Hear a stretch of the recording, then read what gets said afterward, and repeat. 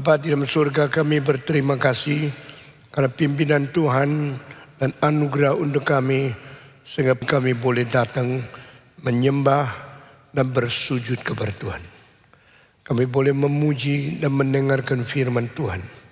Kiranya semua sabda Tuhan boleh memberi kekuatan dan memberikan inspirasi dan penerangan kepada kami, sehingga kami boleh mempunyai pengertian dan lebih mendekati Tuhan, menjalankan firman Tuhan dan hidup berkenan kepada Tuhan. Dengar doa kami, berkati kami masing-masing. Berkati yang dengar di sini, berkati yang ikut streaming di luar, baik di Indonesia maupun di luar negeri. Semua yang datang kepada Tuhan kiranya mendapat berkat yang diberikan dari surga dan kekuatan untuk mengikut Tuhan. Dalam nama Yesus Kristus, penebus dan juru selamat kami yang hidup, kami sudah berdoa. Amin. Hari ini kita mau membaca dari pasal 3 dari Wahyu. Saya minta semua buka suara bersama-sama. Mari kita semua membaca dengan suara yang setiap orang ikut bagian. Pasal ketiga daripada buku Wahyu. Pasal ketiga dari ayat pertama. Kita terus membaca. Mari kita bersama-sama buka suara membaca. Dan tuliskanlah kepada malaikat jemaat di Sardis. Inilah firman Dia yang memiliki ketujuh roh Allah dan ketujuh bintang itu. Aku tahu segala pekerjaanmu. Engkau dikatakan hidup, padahal engkau mati.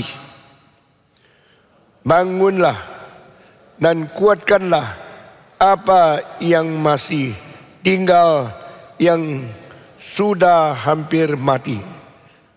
Sebab tidak satu pun dari pekerjaanmu aku dapati sempurna di hadapan Allah itu.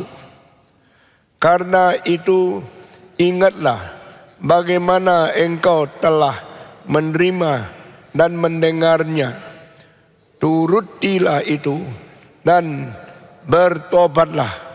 Karena jikalau engkau tidak berjaga-jaga, aku akan datang seperti pencuri, dan engkau tidak tahu pada waktu manakah aku tiba-tiba datang kepadamu. Tetapi di Sardis ada beberapa orang yang tidak mencemarkan pakaiannya. Mereka akan berjalan dengan aku dalam pakaian putih, karena mereka adalah layak untuk itu. Barang siapa menang, ia akan dikenakan pakaian putih.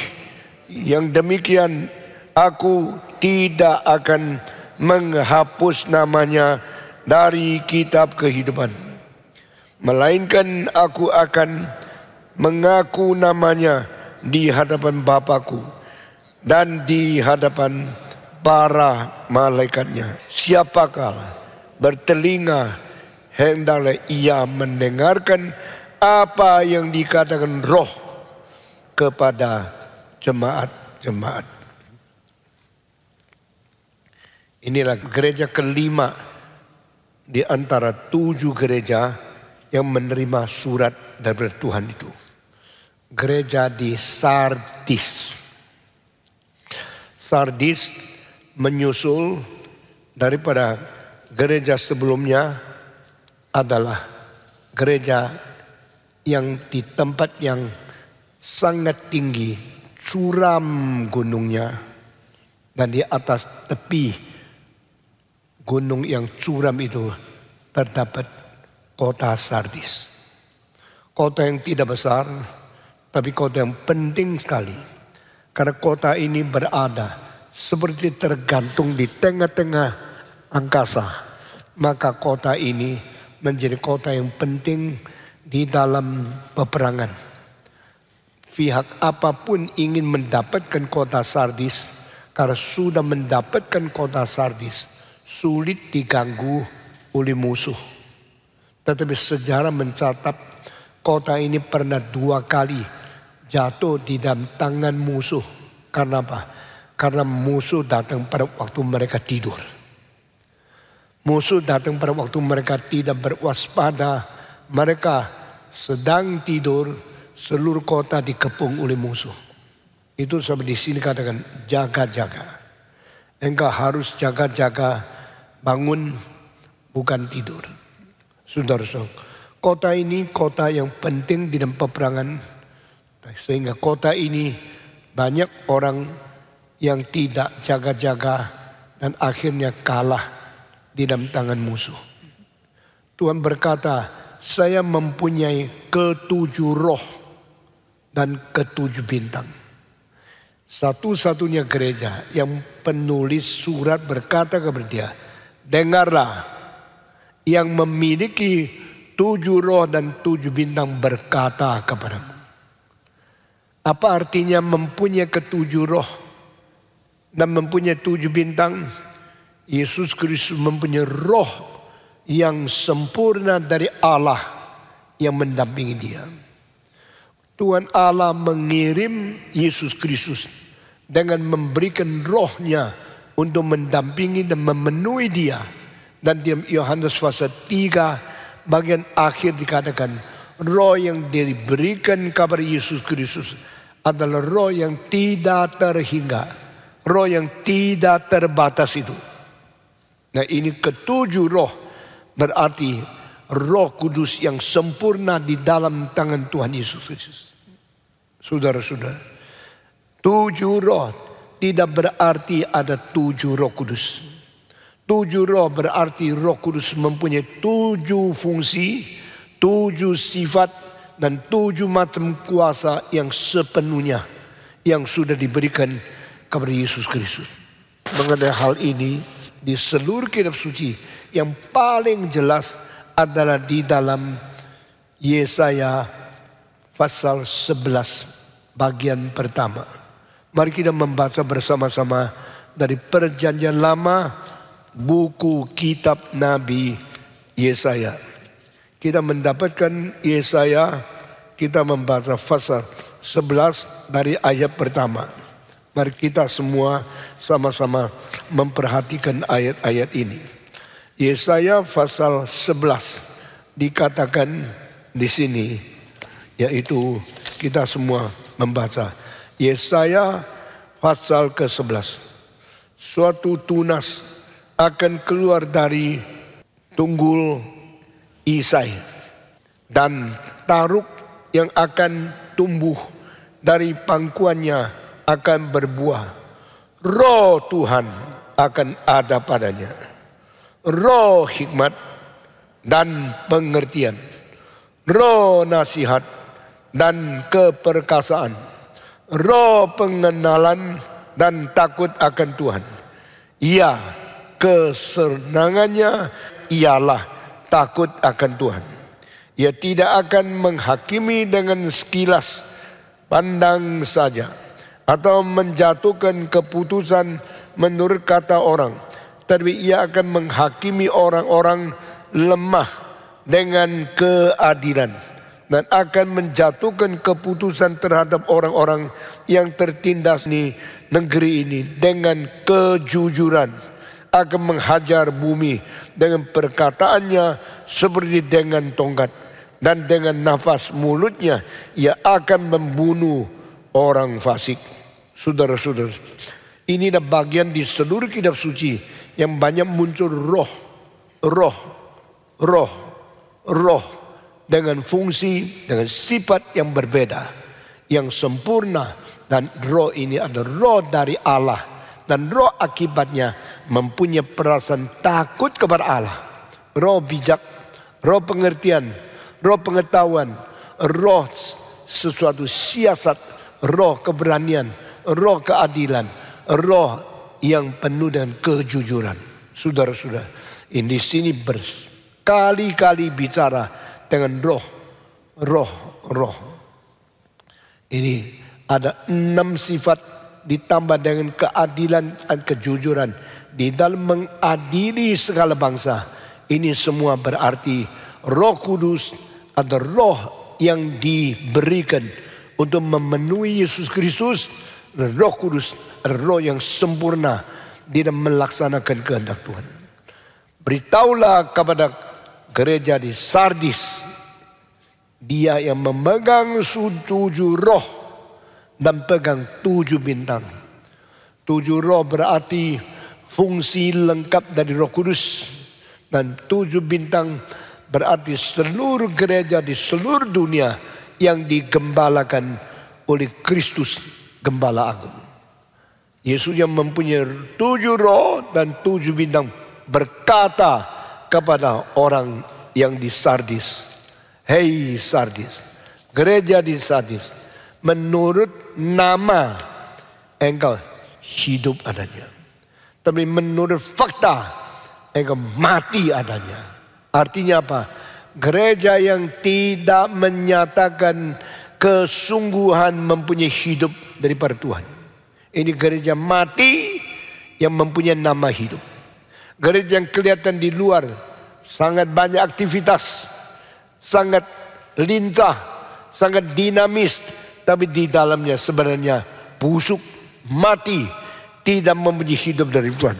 Berarti gereja Sardis bukan gereja yang sungguh-sungguh menerima hidup dari Tuhan.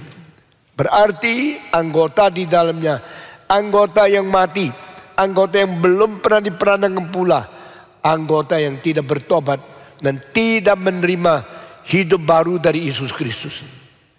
Mari kita menyelidiki diri, introspeksi diri. Sudahkah saya diselamatkan? Sudahkah saya menjadi orang yang memiliki, mengalami dan mempunyai hidup yang baru yang dikaruniakan oleh Yesus Kristus? Di dalam dunia banyak orang namanya diri Kristen, tapi hidupnya tidak pernah ada perubahan, belum pernah menerima pertobatan yang sejati, dan belum pernah menerima hidup baru yang dikaruniakan oleh Tuhan. Sehingga kelihatan orang Kristen, namanya Kristen, kelihatan hidup, tapi sesungguhnya mati adanya. Orang lihat engkau hidup tidak penting, tetapi Tuhan lihat engkau mati. Itu yang menakutkan. Jikalau orang merasa engkau baik, Tuhan bilang engkau tidak baik. Kalau orang merasa engkau aktif, Tuhan mengatakan engkau lemah. Jikalau orang merasa engkau kelihatan hebat sekali, Tuhan mengatakan engkau sama sekali tidak mempunyai satu kehidupan yang baru. Maka engkau faktanya adalah mati, cuma namanya hidup. Saya paling takut kalau melihat orang kelihatan begitu rajin, begitu aktif, begitu sungguh-sungguh, tetapi sebenarnya tidak ada hidup yang sesungguhnya daripada Tuhan. Maka orang ini adalah orang yang pura-pura, orang yang hanya gejala kelihatan indah saja. Apa gunanya jika engkau kelihatan di luar hidup, tapi dalamnya mati? Tidak ada kehidupan yang sejati dari Tuhan. Saudara-saudara, gereja Sardis. Sardis di tempat yang tinggi, di atas pegunungan yang curam, dia punya jurangnya. 1.500 feet atau kira-kira lebih daripada 500 meter tingginya. Dari dataran muncul sesuatu curam daripada lembah yang tingginya sampai 500 meter. Di atas itu kota Sardis. Saudara-saudara, Surabaya di tempat kira-kira 4 meter lebih tinggi daripada laut. Lalu naik mobil jalan di dalam 2 jam. Terus naik, terus naik, terus naik. Sampai di kota Lawang 494 meter. Lalu terus jalan lagi 18 kilometer sampai kota Malang. Itu 444 meter. Saya tinggal di kota Malang itu 25 tahun mengajar di Saat. Jadi kalau saya naik kereta api, dari setiap kota kereta api berhenti, ada catatan di atas permukaan air berapa meter. Yang paling tinggi Lawang, sesudah 18 km kemudian turun lagi kira-kira 50 meter. Jadi kalau Surabaya kira-kira 0 sampai 4. Lalu sampai di Gempol, Sidoarjo, lalu Pandaan, lalu Sukorejo, sampai di Lawang sudah 494 meter. Tapi turun lagi ke Malang 444 meter. Itu kira-kira setengah kilometer tingginya daripada permukaan air. Itu, tapi jalannya lewat 90 kilometer sampai di Malang. Tetapi ini tidak. Ini langsung dari dataran bumi. Curamnya curang itu sampai di atasnya itu 500 meter. Itu kota Sardis. Makanya peperangan itu sulit menjatuhkan dia. Peperangan itu yang sudah mendapatkan kota Sardis mempunyai kekuatan menjaga diri, tapi tidak gampang diserang oleh musuh. Ini kotanya. Dan di situ ada orang mengabar Injil. Lalu Paulus pernah ke situ, sesuatu yang menggembalakan gereja Sardis adalah Yohanes. Karena Paulus sudah mati. Setelah Paulus mati 30 tahun kemudian Yohanes menjadi pendeta tua, umur sudah 90, melayani di situ. Nah, kota Sardis adalah kota di gunung. Kota Sardis ada kota yang penting. Kota Sardis ada kota yang sulit diserang oleh musuh. Kota Sardis, kota yang sangat strategis di dalam peperangan. Dan kota Sardis yang kecil ini pernah menghasilkan seorang sederhana, seorang yang sangat biasa, tetapi dia telah mempunyai keunggulan yang hampir tidak pernah dicapai oleh orang lain. Yaitu orang sederhana ini yang tidak sekolah, yang tidak akademis, tidak pernah belajar banyak, tapi seluruh dunia, semua negara ada bukunya. Heran enggak? Coba tanya, kalau di Jakarta ada seorang anak kecil tidak pernah sekolah. Setelah dia besar, setelah dia mati, lalu buku dia dimiliki oleh semua negara. Rusia, Amerika, Perancis, Italia, Norwegia, Denmark. Dan semua negara di barat, di timur, seluruh dunia ada bukunya. Coba lihat, anak ini hebat. Tidak pernah sekolah. Ini mujizat bukan? Tapi saya dari kecil sudah tahu orang ini. Namanya apa? Ayub. Ayub seorang miskin sekali. Seorang yang biasa sekali.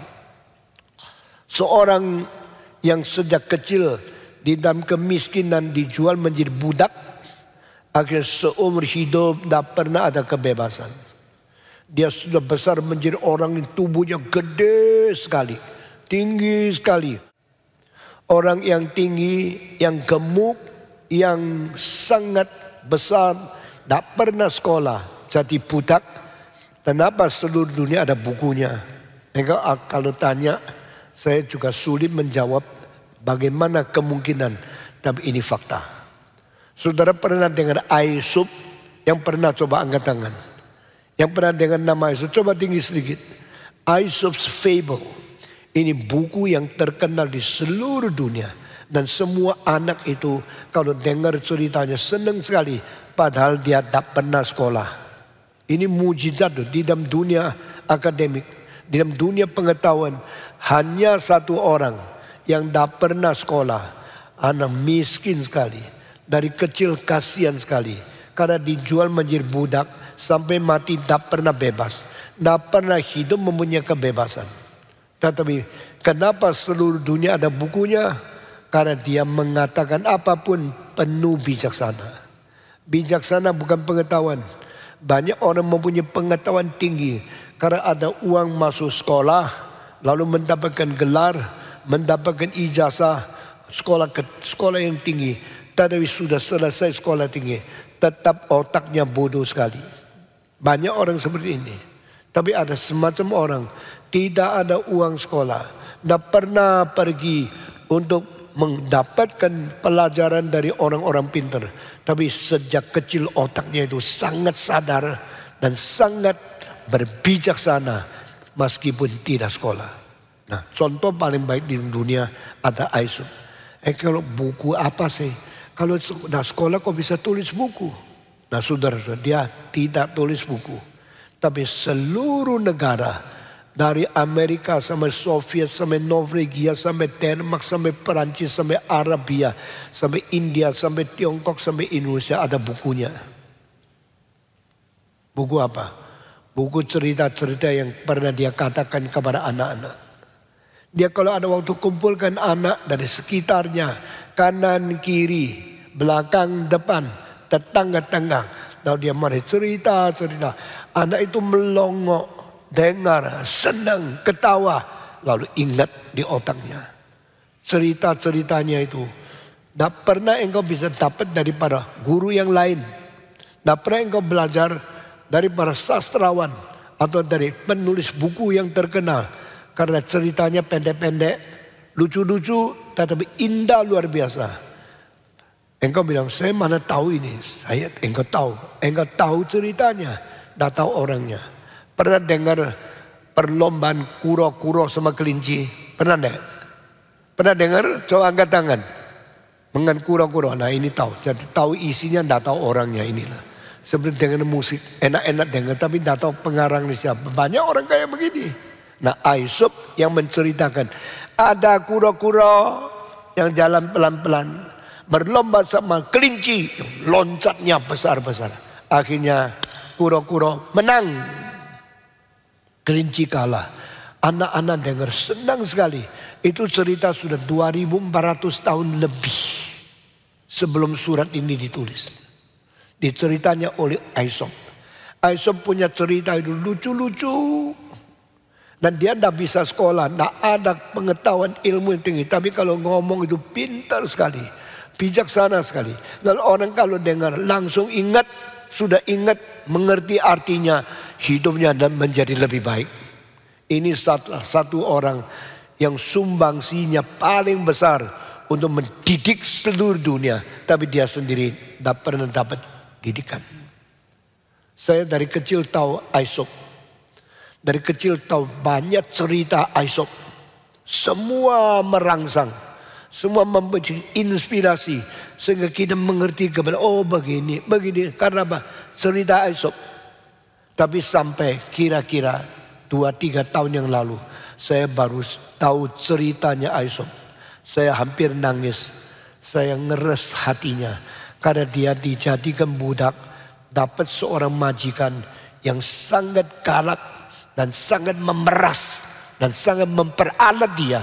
Sehingga dia tidak enak hidupnya. Tetapi dia terus pakai bijaksananya melayani majikan yang galak. Saudara jangan galak-galak sama pembantumu ya. Jangan terlalu keras kepada bawahanmu.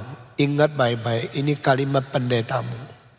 Kenapa pembantumu menjadi pembantu? Hanya karena dia perlu uang. Maka meninggalkan suaminya, meninggalkan anaknya, kerja di rumahmu beratus-ratus kilometer dari rumahnya sendiri. Begitu kasihan engkau masih memeras, masih menindas, masih menghina dia. Sangat kurang ajar engkau. Mari kita hati baik sama bawahan. Karena mereka hanya karena miskin saja. Sekarang kembali, si pemilik dari Aisub ini, di dalam zaman kuno 2400 tahun yang lalu. Dia mempunyai budak untuk diperalat seumur hidup. Tidak bisa menjadi bebas. Kecuali tuan dari budak ini mengatakan, oke, saya membebaskan engkau. Pulang kampung, tidak usah kerja. Maka dia baru bisa bebas. Jadi orang-orang zaman itu kalau menjadi budak kasihan sekali. Terus tunggu kapan saya bisa dibebaskan. Kapan saya boleh pulang ke rumah ketemu keluarga. Saban dari kerja berat, malam tidur capek luar biasa. Besok pagi bangun lagi, ditindas, dialat, disuruh kerja berat lagi. Aisub seperti ini. Dan dia berkali-kali minta tuannya, tolong dong bebaskan aku. Aku sudah kerja 30 tahun di sini. Bolehkah aku dibebaskan? Iya, lu kerja baik-baik. Nanti kalau saya sudah puas, saya kasih engkau. Nah, ini buku Aesop's Fables. Ini Aesop sendiri. Orang tinggi, gede, gemuk. Orang semua dah senang sama dia. Tapi dia orang pintar sekali. Hadirnya Aesop di dalam sejarah adalah singgungan Tuhan untuk seluruh umat manusia. Saudara-saudara, ironis. Ini sesuatu singgungan keberadaan manusia. Engkau punya uang, engkau punya pendidikan, engkau sekolah tinggi, engkau ke luar negeri. Engkau dapat apa? Engkau mempunyai pengetahuan tapi tidak ada bijaksana. Engkau mau apa? Aesop berbijaksana, tidak ada pengetahuan, tidak ada pendidikan. Dan dia seorang yang tidak sombong. Terus panggil anak-anak cerita sama dia. Satu kali tuan rumah bilang, Aesop, iya Pak, minggu depan saya undang tamu. Saya minta kau pergi pasar beli barang yang terbaik di dunia. Masak untuk hidangan tamu saya boleh makan di rumah saya. Aesop ambil uang, pergi pasar, pilih. Barang banyak dibeli, bawa untuk masak. Setelah masak, taruh di meja, tamunya semua datang. Makan pertama, kedua, ketiga, semua sama. Majikannya marah. Aesop, kamu beli apa ini? Kamu masak apa ini? Saya masak lidah. Jadi pertama makan apa? Lidah. Sajikan kedua, lidah. Ketiga, lidah. Semua makan lidah. Gila lu ya. Kenapa hari ini makanannya bukan soto, rawon, gudeg atau apa? Kok lidah. Entah itu lidah sapi, lidah kambing, lidah bebek. Pokoknya semua makanan lidah. Enak enggak? Kalau saudara menghidang untuk tamu lihat dong, lidah lagi. Mulai merungut, ini makanan lidah tok. Setelah tamu pulang, tuan rumahnya sabar, panggil Aesop. Kenapa lidah? Itu kan mintaanmu. Saya kapan minta lidah? Bapak bilang belilah barang terbaik di dunia. Saya pikir-pikir apa terbaik? Bukan emas, bukan perak. Maka emas perak tidak bisa dimakan. Yang terbaik itu lidah. Karena lidahlah mengajar manusia. Lidahlah cerita yang bijak-bijak. Lidahlah memberikan sastra. Lidah menceritakan sejarah. Lidah mendidik orang jadi anak baik. Lidah dari guru. Lidah dari papa. Lidah dari mama. Lidah dari orang yang bijaksana. Lidah daripada orang-orang saleh. Telah memberi pengajaran untuk seluruh dunia. Supaya manusia jadi pintar, jadi bijaksana. Kalau tidak ada lidah umat manusia bagaimana Pak? Itulah sebab lidah barang paling baik. Gitu ya? Iya Pak. Jadi barang paling baik itu apa? Yaitu lidah. Betul juga ya. Ya sudah. Saya ampuni kamu. Ini kali saya biarkan engkau lewat. Lalu Aesop itu diam-diam. Karena dia kerja apapun. Kerja dengan pengetahuan sebaiknya dia.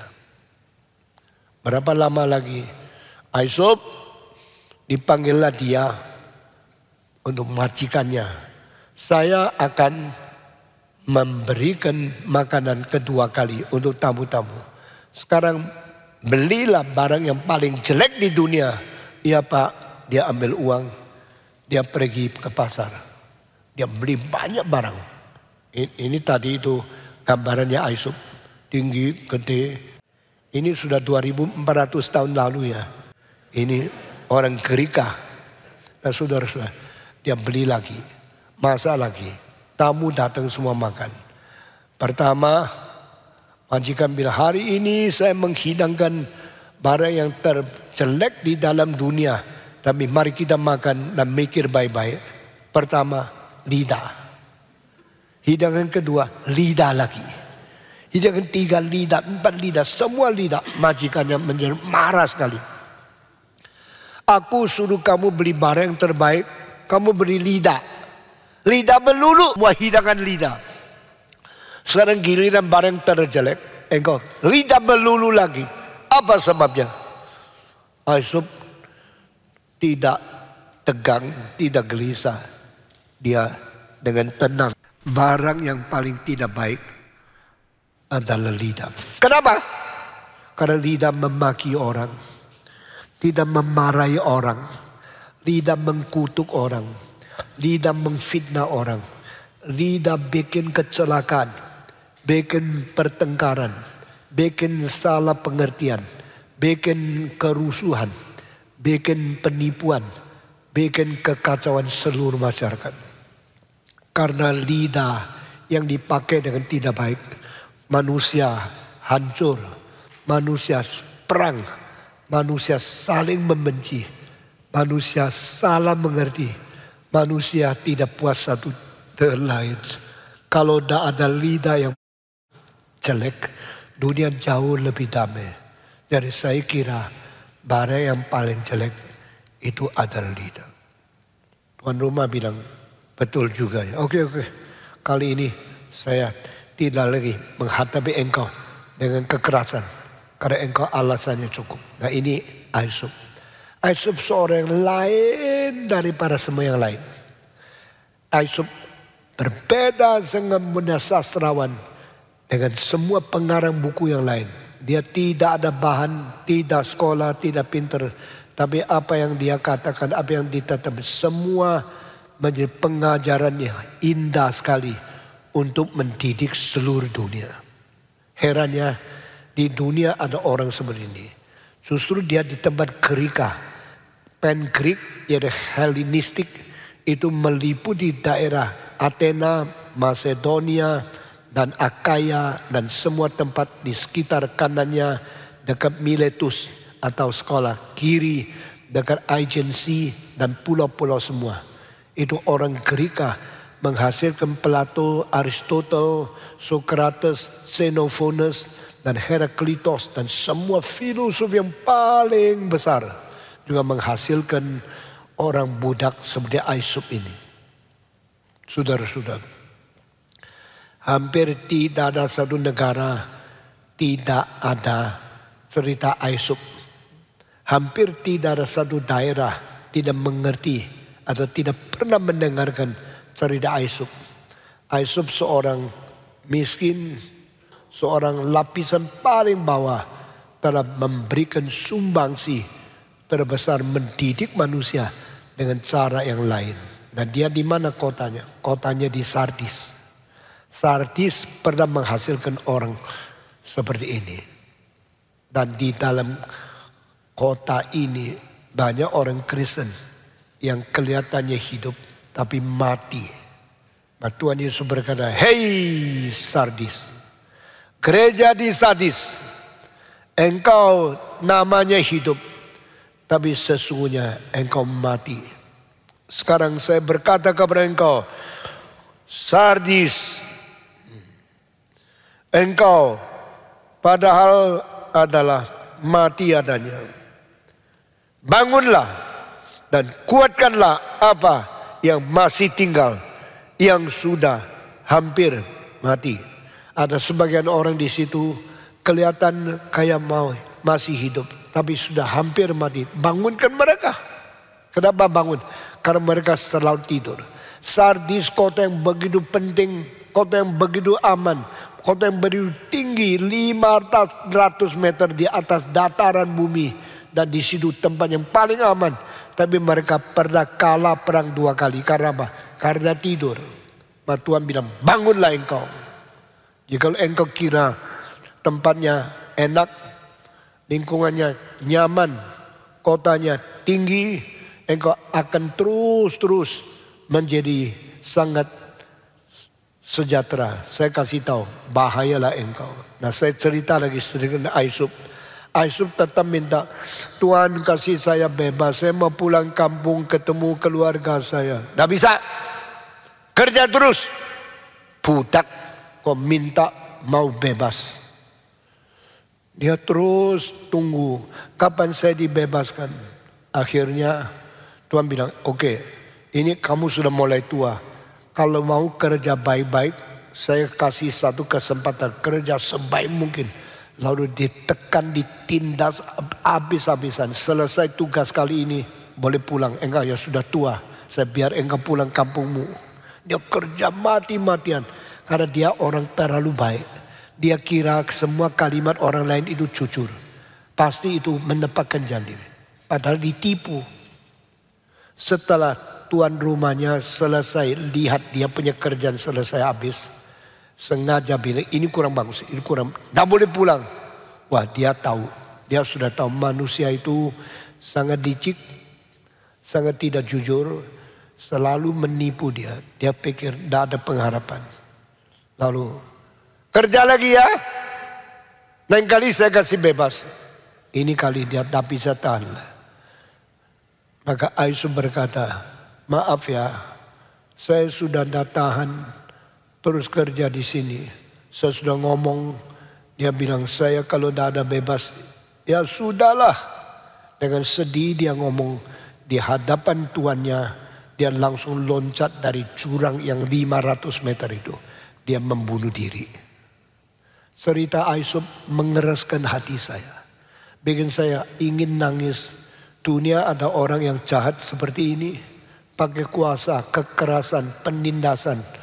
Untuk melukai, untuk menghina, dan untuk mengeksploitasi orang-orang miskin. Tapi ada orang yang begitu baik, begitu bijaksana, meskipun tidak sekolah, telah memberikan sumbangsi besar untuk semua anak di dunia ini. Dan akhirnya dia karena terlalu kecewa kepada orang yang tidak jujur, terlalu kecewa kepada tuan rumah yang menipu dia, akhirnya dia loncat jurang, mati. Waktu dia terima dia punya tubuh sudah remuk, tangan patah, kaki patah, seluruh badan sudah hancur.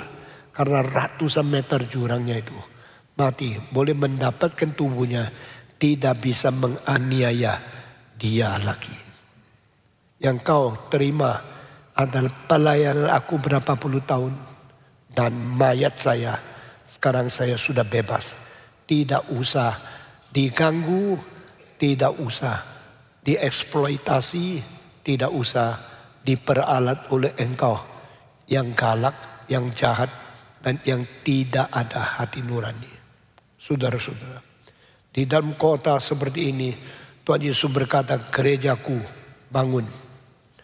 Gerejaku sekarang dengarkan kalimatku. Engkau harus introspeksi dan harus ingat. Saudara-saudara, kenapa Tuhan memberikan ingatan kepada manusia? Supaya sejarah tidak hilang begitu saja. Kenapa manusia diberikan ingatan tetapi bukan binatang? Karena manusia adalah manusia yang mempunyai kekekalan di dalam zat, di dalam sifat jiwanya. Jiwa manusia kekal. Tubuh manusia sementara.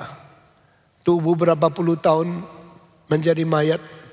Jiwa akan terus berada sampai selama-lamanya. Dan di dalam jiwa yang bermutu kekekalan itu ada unsur ingatan. Agustinus mengatakan, ingatan tanda kekekalan. Tubuh kita berdiri di sini, jiwa di dalam. Waktu jiwa melihat ke depan, dia menemukan pengharapan. Jiwa melihat ke belakang, dia menemukan sejarah. Jiwa melihat ke depan, dia melihat hari yang belum datang. Waktu dia ke belakang, dia mendapatkan waktu yang sudah sinah, sudah lewat. Ini jiwa. Nah, ingatan itu adalah buktinya manusia mempunyai kekekalan. Di dalam hal ini saya membandingkan ajaran filsafat daripada Agustinus jauh lebih mendalam daripada Aristotle sama Plato. Man is created with the eternity put into his heart. Demikian daripada kitab Pengkhotbah pasal ketiga. Setelah Tuhan menciptakan segala sesuatu dengan sempurna, lalu dia membuat manusia sebagai makhluk terakhir yang dicipta.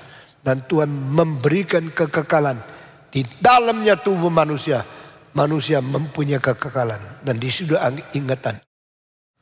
Saudara-saudara, barang-barang yang paling indah di dalam hidupmu adalah ingatan yang baik. The good memory is most precious in your property of your life. Hidup kita ada barang. Kita punya cincin, kita memperlian, kita mempunyai emas, kita mempunyai arloji, kita mempunyai gelang, kita mempunyai segala hiasan yang kita anggap itu paling berharga. Tapi yang paling berharga, tak mungkin hilang, itu bukan cincin. Cincin bisa hilang, emas perak bisa dicuri, arloji bisa rusak. Tapi ingatan yang sempurna itu menjadi pusaka kita yang paling indah. Engkau pernah menolong orang lain? Pernah memberikan uang membantu orang miskin? Memberi makan untuk orang lapar? Engkau pernah menolong orang berada di dalam penyakit dan di bahaya yang besar? Engkau membuat dia diselamatkan? Itu akan menjadi sweet memory to accompany you in the life of your journey. Di dalam perjalanan hidup kita, yang membuat kita puas, bikin kita rasa manis, yang bikin kita rasa hidup berarti sekali. Itulah ingatan-ingatan pernah menolong orang lain, pernah menjalankan kebajikan, pernah menjadi berkat bagi orang lain. Ingatan itu penting. Tapi orang yang berbuat jahat selalu tidak mungkin melepaskan ingatan-ingatan yang menakutkan. Engkau pernah membunuh orang, engkau menipu orang, engkau pernah merugikan orang lain. Jangan kira engkau akan dilepas oleh ingatan buruk yang mengejar engkau seumur hidup. Dah habis-habis. Ingatan itu sangat indah. Tetapi ingatan itu juga sangat menakutkan. Ingatan itu sangat manis. Dan ingatan itu juga sangat pahit. Ada orang yang setelah membunuh orang setiap hari hidup dalam ketakutan sampai mati. Saban hari disiksa oleh ingatan itu yang tidak pernah mau pergi. Tolong pergi, saya tidak mau ingat. Tidak bisa, engkau sudah lakukan kok enak. Engkau membuang aku, engkau melupakan aku. Ingatan tidak mau diusir. Ingatan tidak mau dikubur. Ingatan tidak mau dilupakan. Ingatan mengejar, menikam, dan membuat engkau ketakutan seumur hidup. Saudara-saudara, jangan main-main dengan dirimu. Karena dirimu dicipta menurut peta dan teladan Allah. Jangan bermain-main dengan dirimu. Karena dirimu mempunyai sifat kekekalan yang tidak bisa engkau buang sembarangan. Saudara-saudara, masih ingat kalimat Abraham kepada orang kaya yang berada di dalam neraka. Waktu dia lihat semua api. Waktu saat itu dia rasa panas, rasa aus, rasa siksa. Dia lihat kanan kiri, dia lihat atas. Loh, Lazarus, pengemis yang miskin itu, dulu di muka pintuku minta-minta. Saya buang itu tulang ayam yang sisa sedikit daging. Silakan makan. Yang saya hina-hina. Kok sekarang enak-enak di surga, saya di sini. Oh Abraham. Abraham sedang menggendong Lazarus, pengemis yang sudah mati, kembali beristirahat. Oh Abraham, tolonglah, suruh. Nah inilah di dalam neraka. Tidak ada kerjaan lain. Seperti biasa suka menyuruh orang lain. Babu, kasih makanan. Bawa anduk, babu kerja ini. Engkau yang hidupnya apapun suruh orang lain. Besok di surga atau di neraka. masih membawa kebiasaan itu pergi ke sana. Orang kaya ini sudah biasa pakai babu, congos, pembantu, pesuruh, banyak orang layani dia. Dia sudah kebiasaan itu. Dia cuma taunya orang lain mesti melayani saya. Suruh dia ke sini. Bawa beberapa tetes air, taruh di gatu. Karena aku terlalu aus. Saya mau mati kehausan. Tolong kasih berapa tetes air. Jawabnya apa? No. It is impossible. Because between you and me, because your place and my place, there is a gap. No one can go another side. Sana tidak bisa ke sini. Sini tidak bisa ke sana. Sesudah gitu dia kecewa sekali. Minta 2 tetes air pun tidak ada. Saudara masih berani tidak beriman kepada Tuhan. Saudara masih hidup tanpa iman kepada Tuhan. Dan masih memperalat orang lain seenak-enak untuk menindas orang miskin. Tahu tidak? Waktu engkau berada di neraka karena engkau tidak percaya Tuhan. Suara Abraham. Engkau mesti ingat kembali. Waduh. Satu-satunya kerjaan yang bisa dilakukan oleh orang yang binasa di neraka. Bukan lagi menghujat Tuhan. Bukan lagi menghina orang miskin. Bukan lagi mentindas orang-orang yang tidak uang. Tapi satu-satunya bisa dikerjakan di neraka ada ingatan. Berapa banyak dosa yang kau perbuat. Ingat. Setiap kali ingat. Ingatan yang jelek itu menekam engkau. Sekali mengejar engkau. Dan merampas kebebasanmu. Engkau berada di kepahitan. Tidak habis-habis. Sampai selama-lamanya. Siang malam disiksa. Oleh ingat itu. You should remember. Hey rich man, orang kaya, engkau harus mengingat, engkau pernah enak-enak, saudara-saudara. Enak-enak itu lebih baik atau pada sekarang. Banyak orang mau nikmati ya, sekarang enak-enak, main perempuan, minum, makan, seliar mungkin. Menikmati segala sesuatu seenak mungkin. Sekarang, tapi kalau itu semua kenikmatan itu adalah yang lalu. Apa gunanya? Aku pernah kaya. Aku pernah main perempuan. Aku pernah menikmati seks. Aku pernah mempunyai rumah besar. Aku pernah mempunyai uang banyak. Aku pernah mempunyai kebebasan menindas orang lain. Itu pernah. Tetapi sekarang no more. Sekarang saya hidup dengan fakta kemiskinan, kesulitan. Sekarang. Inilah perbedaan waktu dulu. Sekarang. Dan sesudah ini. Past, present, and the future. Waktu dibagi 3 tahap. Sekarang, yang lewat, yang akan datang. Jangan main-main. Hari ini adalah besoknya kemarin. Hari ini adalah kemarinnya besok. Kemarin lihat hari depan jadi sekarang. Sekarang melihat akan datang menjadi besok. Besok melihat hari ini sebagai kemarin. Dan besok melihat hari kemarin sebagai kemarin dulu.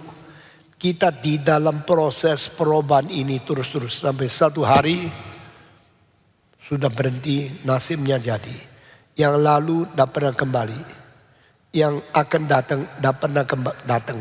Dan engkau berarti sekarang yang disiksa, sekarang yang tidak ada pengharapan. Itu namanya surga atau neraka. Di neraka tidak ada hari depan. Kapan saya keluar? No. Berapa tahun lagi? No. Bisa naik banding? No.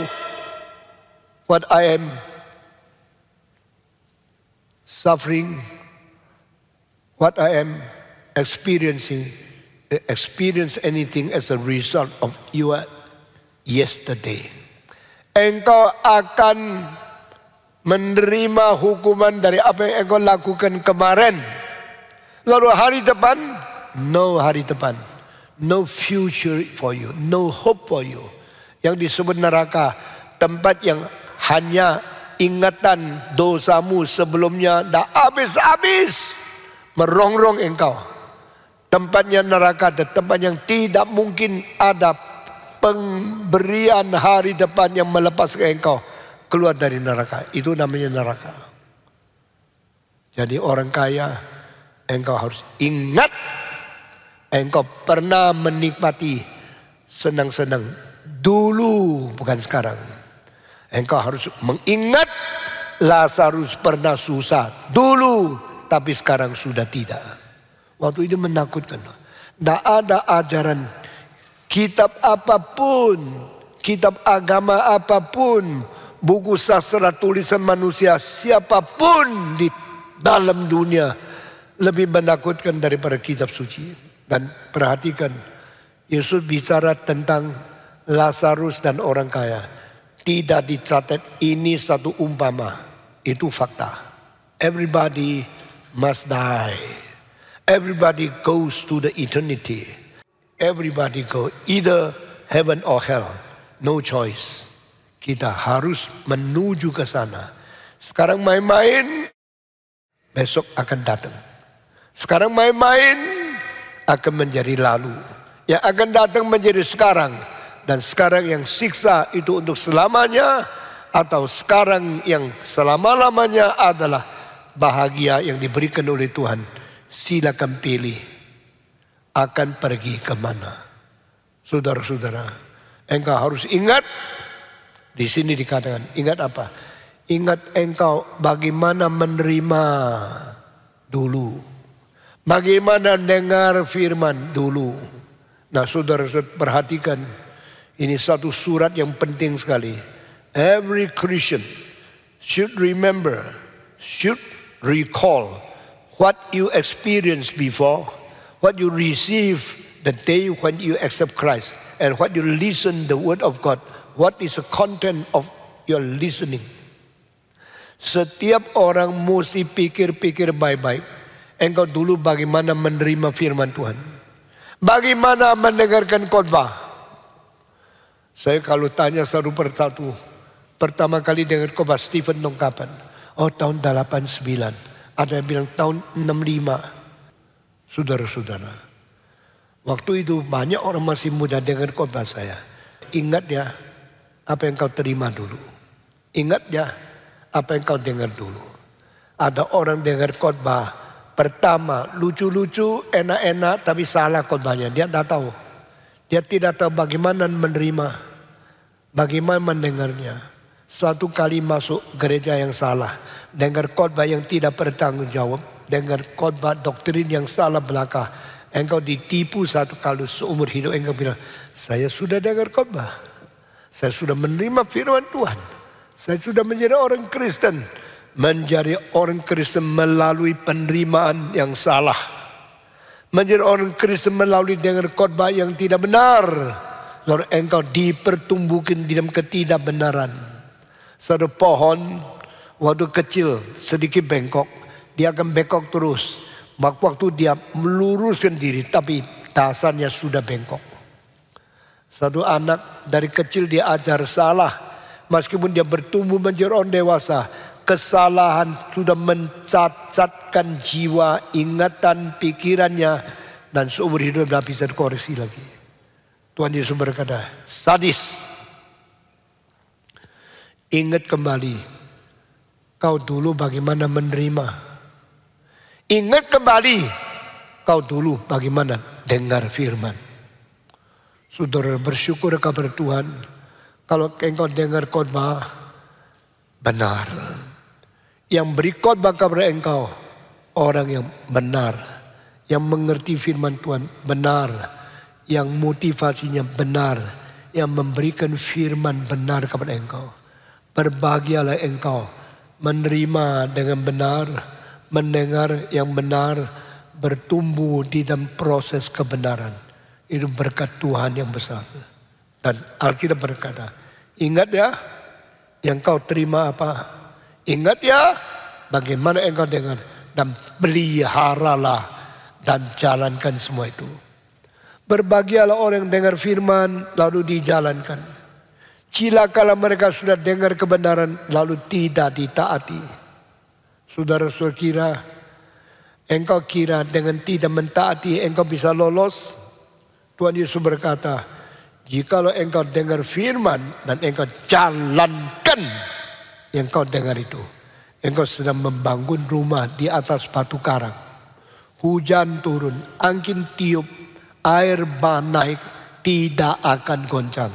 Karena batu karang itu menjadi fondasimu yang menunjang kekuatan engkau tidak jatuh. Dan karang itu apa? Batu karang itu adalah lakukan kebenaran menurut kebenaran yang kau dengar.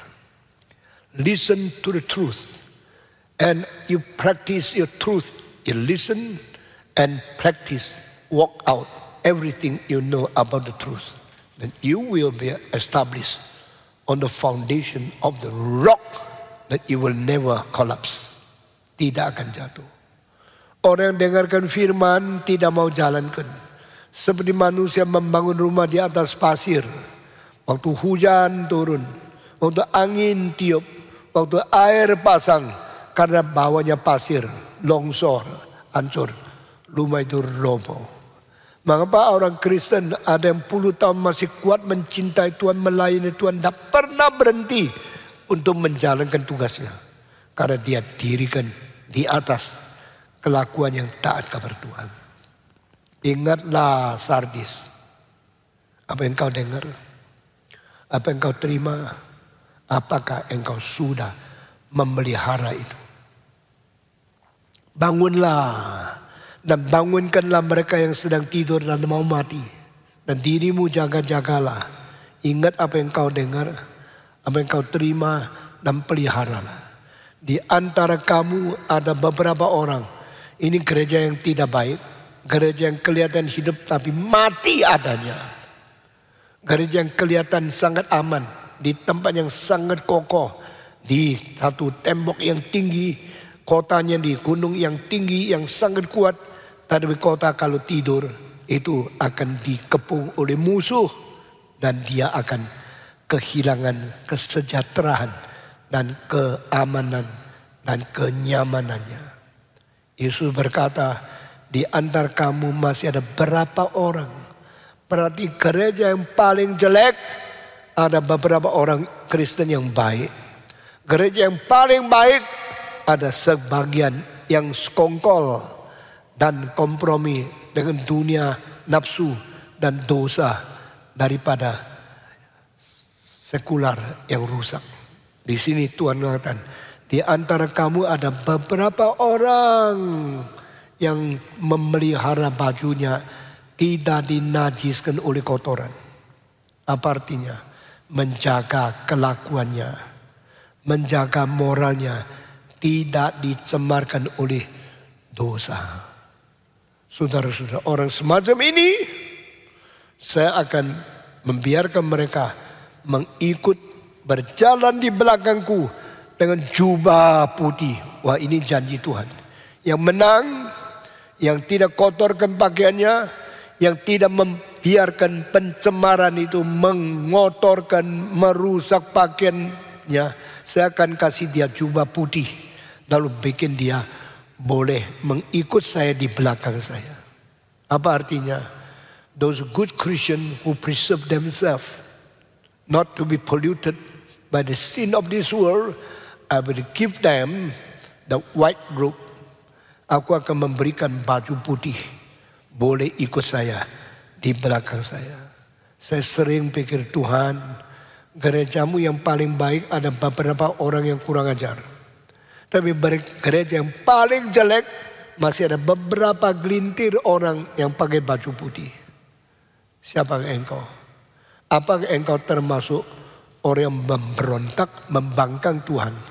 Atau engkau termasuk orang Kristen yang menjaga kebersihan tubuhmu, jiwamu, kelakuanmu, mengikut Tuhan dengan setia? Kiranya Tuhan memberkati Semua firman kepada 7 gereja ini bukan bicara sama orang dulu. Bukan bicara kepada orang akan datang saja. Juga bicara kepada sekarang yang berada di Kemayoran, yang berada di GRI, yang berada di dalam sinode kita. Which kind of people do you belong to? Apa engkau termasuk orang yang berontak, membangkang, melawan Tuhan? Atau engkau termasuk orang yang taat, memelihara yang hidup suci? Barang siapa yang ikut saya tidak mencemarkan diri, saya memberikan jubah putih, lalu dia boleh jalan mengikut aku di belakang aku. Coba lihat, satu barisan yang paling mulia, Kristus di depan, yang pernah disembelih dan bangkit. Belakangnya kelompok orang suci, yang semua dikasih baju putih, mengikut Yesus berjalan. Barisan yang menuju ke surga. Alangkah indahnya. Saya harap di dalam barisan itu terdapat engkau dan saya. Saya harap kita orang yang memuliakan Tuhan, orang yang suci, orang yang mengikut teladan Tuhan, maju terus menuju kepada rumah Bapa di surga. Saudara, dan saya tidak menghapuskan nama mereka daripada buku Al-Hayat. Artinya apa? Mereka satu kali namanya dicantum di buku hidup, mereka akan dipelihara untuk selama-lamanya. They will be kept forever and ever. Never be abolished from the book of life. Daripada kitab hayat. Kitab hidup ternama Stephen Tong di namanya. Termasuk Ivan Kristiono. Termasuk nama engkau, nama saya yang dipelihara oleh Tuhan. Tidak dihapus. Cilakalah kalau Tuhan menghapus namamu. Di dalam buku hidupnya tidak ada bagian lagi. Engkau akan masukkan ke dalam neraka. Mari kita menjadi orang menang. Mari kita menjadi orang memelihara diri. Mari kita menjadi orang yang dipelihara oleh Tuhan. Sampai selama-lamanya. Amin. Saudara, inilah surat untuk gereja Sardis. Ini surat yang penting mengingatkan kita. Bangun, pikir, renungkan yang diterima. Ingat kembali yang kau dengar. Dan pelihara pakaianmu, kelakuanmu. Jangan menajiskan. Sama seorang kemanten perempuan yang datang ke gereja. Yang sedang menanti kemanten lakinya tiba. Di dalam jeda waktu 10 menit itu. Mempelai laki belum datang. Perempuan pakai baju putih. Maukah dia mengikut anak-anak pergi main-main di taman. Bikin kotor bajunya. Pernikahan. Tidak. I'm going to marry today. I have now my cloak of my wedding. So beautiful. So clean. So holy. How can I pollute my gown, my bright cloak with all kind of dirtiness? Mungkinkah seorang perempuan mempelai yang mau menikah mengkotorkan bajunya nikah karena dia main-main? Tidak. Dia akan pelihara baik-baik. Jangan ada kerusakan. Jangan ada kenajisan. Jangan ada kotoran yang menempel ke bajuku. Karena saya menanti mempelai laki datang menikahi saya. Saya harus setia, jaga diri. Demikianlah tugas orang Kristen. Sampai Yesus Kristus datang kembali. Saudara-saudara, bagian ini begitu indah. Dikatakan barang siapa menang, ia akan dikenakan pakaian putih. Yang demikian, aku tidak akan menghapus namanya dari kitab kehidupan. Melainkan aku akan mengaku namanya di hadapan Bapakku dan di hadapan malaikat-malaikat Tuhan. Tuhan memperkatakan, inilah mempelai perempuan. Inilah yang aku akan menikahi sebagai istriku, gereja yang suci. Bapak, aku kenalkan, this is my bride. Malaikat-malaikat lihat, inilah menjadi istriku, gereja yang suci, yang ku turun ke dunia, mati baginya. Dan ku pelihara dia, karena dia memelihara diri, tidak dinajiskan oleh kotoran. Maka baju putih ku telah berikan kepada dia. Nama dia ku pelihara, tidak dihapus dari buku hayat. Kiranya Tuhan memberkati kita untuk mengerti surat yang kelima ini. Kita mengerti menjadi orang Kristen bagaimana. Tuhan memberkati kita. Mari kita berdiri, kita berdoa bersama-sama. Saya minta pendeta Ivan Kristiono naik ke atas, memimpin kita di dalam doa penutup, di dalam khotbah ini. Kita semua tunduk kepala, kita semua berdoa di hadapan Tuhan. Tuhan, kami bersyukur Tuhan mengingatkan kami untuk tidak terjebak di dalam segala perilaku keaktifan namun sebetulnya esensinya kosong. Kiranya Tuhan boleh menggerakkan kami senantiasa untuk mengingat apa yang Tuhan pernah katakan kepada kami, kebenaran demi kebenaran yang pernah kami dengar, kiranya boleh kembali kami hayati, kami sungguh-sungguh kerjakan untuk melayani Engkau dalam dunia ini. Terima kasih ya Tuhan, dalam nama Tuhan Yesus kami berdoa. Amin.